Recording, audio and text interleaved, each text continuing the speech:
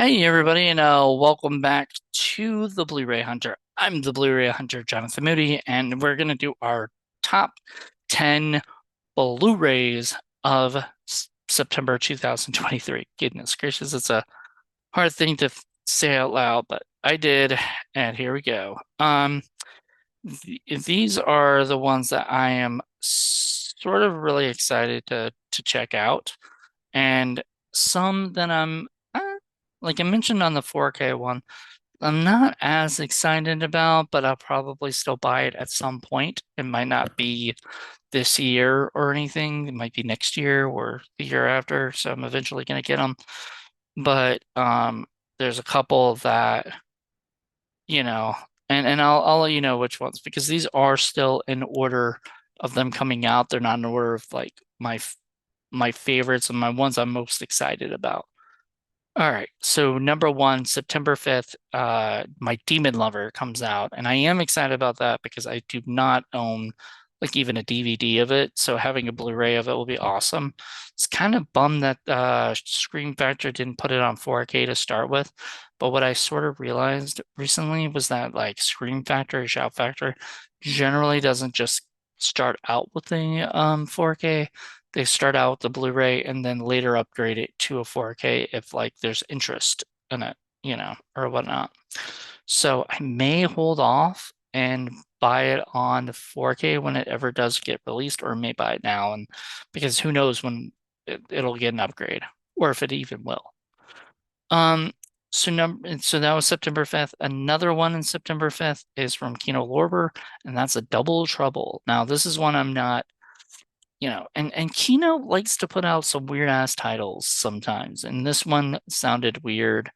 It was very low budget. But I kind of like the more I looked at it, I was like, this sounds like fun. And for some reason, the name Double Trouble reminded me of like it made me think of like a Jay Leno movie. So I thought that's what it was. Then I looked into it and I was like, no, this is not the Jay Leno movie. So I know there was Collision Course with Jay Leno, but I thought there was something else that he did back in the day. I don't know. Anyway, um, Double Trouble, September 5th, Kino Lorber. So I would say go check. I love when Kino Lorber puts stuff out. Like they put stuff out like every month, but not, so much, every month.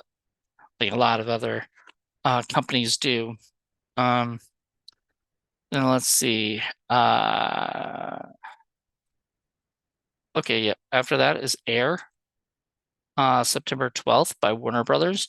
I watched this movie on Amazon and I thought, oh man, it's on Amazon, but might not get a release. But Amazon's actually pretty good at putting their stuff out on Blu-ray and everything. So, which makes sense because they want to sell it in their online store. But I yeah, hadn't seen anything about it or whatever. And I watched the movie and thought it was really, really good, but I didn't get the chance to buy it yet and whatnot on Blu-ray. And eventually I want to get it on Blu-ray. So that's something I'm really looking forward to getting because I loved the movie a lot. Like I thought it was really good.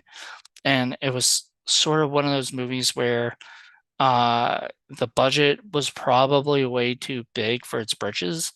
Because like I think it was like $90 million and I don't think it made nearly that much and everything in the box office. And so I don't know if they're reaping all the money from streaming or now going to be from physical media. So I hope it makes its money back and a profit because it deserves it. Really, really good. If you haven't seen it, watch Air. It's on Amazon Prime. It it was the story of Nike and how uh they got the Air Jordan shoes, and that sounds like like if somebody really like pitched that, like I feel like people would be like, really? Do we need that? Like once you see the movie, you're like, yeah, we sort of needed it. It was very inspiring and very cool. Like I liked it. Go Ben Affleck and Matt Damon for making something I think that was just fun. And it was inspiring. It was good. It's kind of like that there's a Netflix movie that God, I'm blanking on the name, but that Adam Sandler did. I think it was called Hustle, and it was so good. So good. If you go check that out if you can too. I know I'm a physical media thing and I'm now promoting streaming stuff, but like some of these things just go to streaming and they never go into physical media. And that's something that if you didn't get a chance to check out my little talk on physical media versus streaming, go check that out. All right. A Bronx Tale gets a Blu-ray September 12th by Tribeca Films. Really excited for that because I don't own that movie yet. Once again, I don't even think I have it on DVD, so having it on Blu-ray will be awesome. Number five is Insidious: The Red Door. September 12th. Sony, I did not see it in the theater. And I'm not kicking myself over it because I really don't like going to the theater, much anymore. Like I buy all the movies now and I just watch it at home and I feel okay doing that. That sounds terrible, but like, and I know I should support the artist and I should support the art and I get out there and do that, but like, like I just rather, maybe in the fall I'll start going back out, but like right now in the summer, like just too many kids, too much crap going on, and I just don't feel comfortable even being out there. So I'm really excited to see the Insidious The Red Door. So I'll be buying that for sure at some point. Um, The Best of Times is coming out from Kino Lorber on September 19th, and I think that's the last Kino Lorber that I'm going to be mentioning, and I think if I'm correct, that starred like Robin Williams, and it looked pretty funny. I don't think I've ever watched it, or if I watched, I didn't watch all of it. So I'm excited. Like, I mean, it's not something I'm going to be rushing to get, but once again, like Kino Lorber just puts out some movies that like other people won't touch. So it's interesting to see that. It's kind of a movie like, I may like it. Who knows? Number seven is The Lost Souls or Lost Souls. It's September 19th from Scream Factory and or Shout Factory. I'm not sure which one.